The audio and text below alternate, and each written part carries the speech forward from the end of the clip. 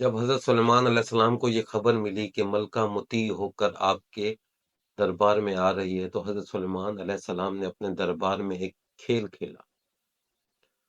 حضرت سلیمان علیہ السلام نے اپنے درباریوں سے کہا کہ اس کا تخت اس کے آنے سے پہلے کون سب سے پہلے میرے پاس لا سکتا ہے۔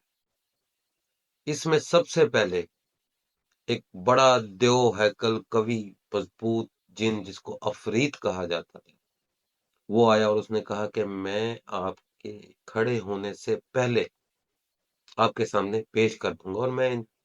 امانت دار ہوں، بالکل ویسا کا ویسا لے آؤں گا۔ اور پھر ایک شخص جس کو ایک کتاب کا ایک علم تھا، اس نے کہا کہ میں آپ کے پلک جھپکنے سے پہلے اس کو لے آؤں گا، اور وہ لے آیا۔ یہاں پہ غور طلب جو بات ہے،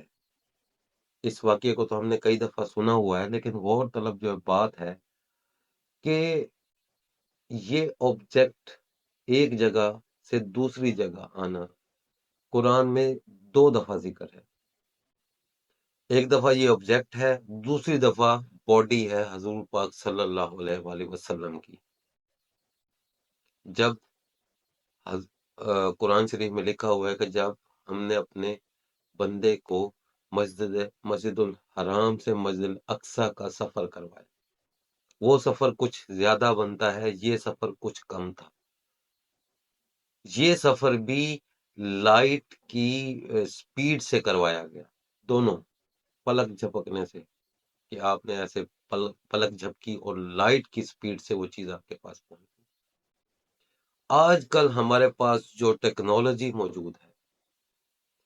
اس میں ہم ساؤنڈ ویوز یعنی کہ آواز کو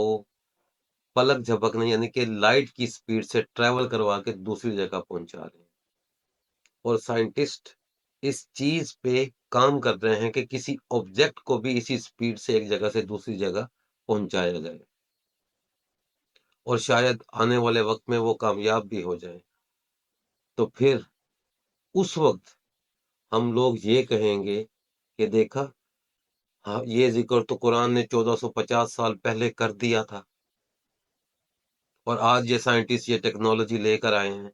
اور ہم کچھ بھی نہیں کریں گے، صرف قرآن کی ان آیات پہ بیٹھ کر تالیاں بجائیں کہ ہمارے پاس قرآن ہے، اور اس کو طلسماتی کتاب سمجھ کر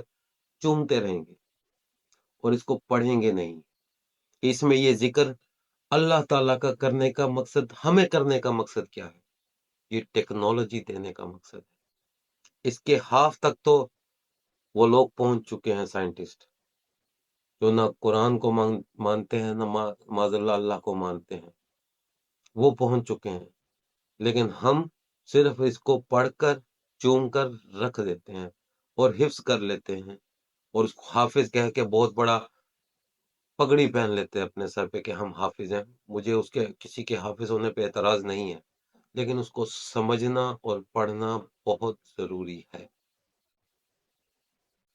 قرآن پاک میں ہر آیات میں بہت بڑے علوم موجود ہیں،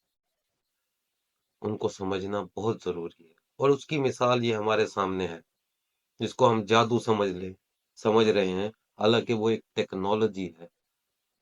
جو 2 دفعہ قرآن میں واضح کی گئی، ایک دفعہ اس واقعے میں، اور دوسری دفعہ حضور پاک صلی اللہ علیہ وآلہ وسلم کے واقعے میں۔ اور وہاں تو واضح لکھا ہوا ہے حدیث میں بھی کہ ان کو براق بجلی سے نکلا ہے، لائٹ سے نکلا ہے،